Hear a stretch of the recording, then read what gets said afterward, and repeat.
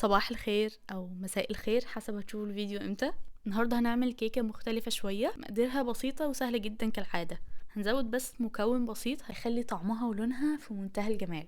هنعمل كمان طبقه كاسترد هنضيفها فوق الكيك عشان يتاكلوا دافيين سوا. بما اننا داخلين على الشتاء والبرد فالكيكه دي مناسبه جدا للجو. مكونات الكيك البسيطه جدا: هنحتاج كوبايه من السكر، 3 بيضات يكونوا في حراره الغرفه، نص كوبايه من الزيت، وكوبايه الا حاجه بسيطه من الحليب، دول بالظبط 200 ملي حليب، معلقه صغيره من الفانيليا الباودر او السائله، وبعد كده كوبايه ونص من الدقيق، دقيق متعدد الاستخدامات، معلقتين صغيرين من البيكنج باودر، والسر بتاع الكيكه دي معلقتين كبار من بودره الكاسترد.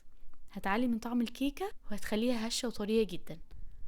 في طبق عميق هنزود البيض الفانيليا مع بعض وبالمضرب الكهربائي لمدة دقيقتين تقريبا لحد ما لون البيض يفتح بالشكل ده، وبعدين هنزود كوباية السكر كلها مرة واحدة، نضربهم مرة تانية لمدة 3 و4 دقايق، السكر يدوب وكمان البيض لونه يبقى أفتح ويبقى كريمي أكتر. بعدين هنزود الزيت والحليب ضربة كمان لمدة دقيقة عشان كل السوائل تمتزج مع بعض. وكل الخطوات اللي فاتت دي نقدر ان احنا نعملها في الخلاط عادي جدا، انا بس بستخدم المضرب الكهربائي لانه بيكون اوضح في التصوير. هنزود دلوقتي الدقيق، الكاسترد والبيكنج باودر، وطبعا لازم نعديهم على مصفى الاول عشان لو في اي كتل منضطرش ان احنا نقلب كتير.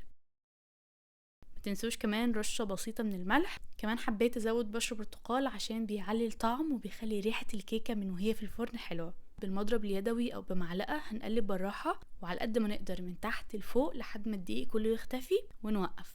هدن الصينية دهنة بسيطة من الزيت، ممكن تعفروه بالدقيق، ممكن تدوه دهنة بسيطة من الطحينة زي ما عملنا قبل كده، وننزل بخليط الكيك لحد نص الصينية بس. الفرن سخن على حرارة 180، الرف اللي في الوسط من تحت بس. الصينية الكبيرة اخدت بالظبط 40 دقيقة والصغيرة خدت 30 دقيقة، ممكن ياخدوا اقل من كده حسب الفرن بتاعكم. ودايما بعد مرور نص ساعة افتحوا الفرن بالراحة، اختبروه بعود خشب من النص، حسيتوها لسه طرية شوية خلوها 10 دقايق كمان. ده شكلهم بعد ما طلعوا من الفرن، الكيك طري وهش بشكل مش طبيعي.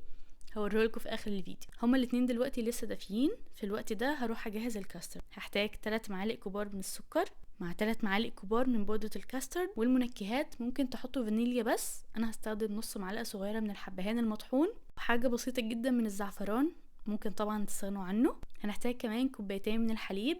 في الحلة على البارد هحط كل حاجة سوا ونقلبهم مع بعض عشان الكاسترد والسكر يدوبوا كويس. ده بيكون شكل الكاسترد لو في حد مش عارف شكله. بعدين هرفعهم على نار هادية واستمر في التقليب. هزود عليهم باكت صغير من الكريم شانتيه.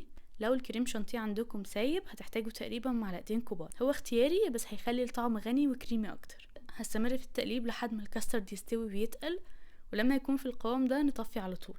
وهو لسه دافي على طول هنزل بيه على الكيك مع رشة شوكولاتة بيضة من على الوش واستمتعوا. هنا خففته بشوية صغيرين من الحليب عشان برد شوية.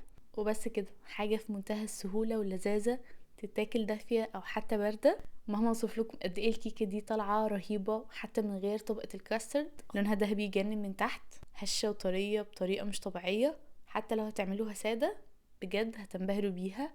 معلقتين الكاسترد اللي احنا حطيناهم في خليط الكيك مطلعين الكيكه لونها جميل وطعمها يجنن. مفيش كلام ممكن يوصف الكيكه دي، لازم تجربوها، متاكده هتعجبكم جدا، مش هتصدقوا قد ايه هي طالعه هشه وطريه. وبس كده، اتمنى فيديو النهارده يكون عجبكم. لو دي اول مره تشوفوا القناه، انا سلمى، متنسوش تشتركوا في القناه، اهم حاجه تفعلوا زر الجرس عشان يوصلكوا اشعار باي فيديو جديد. اتمنى تجربوا الكيكه دي، تقولي لي رايكم فيها ايه. وبس كده، اشوفكم على خير ان شاء الله.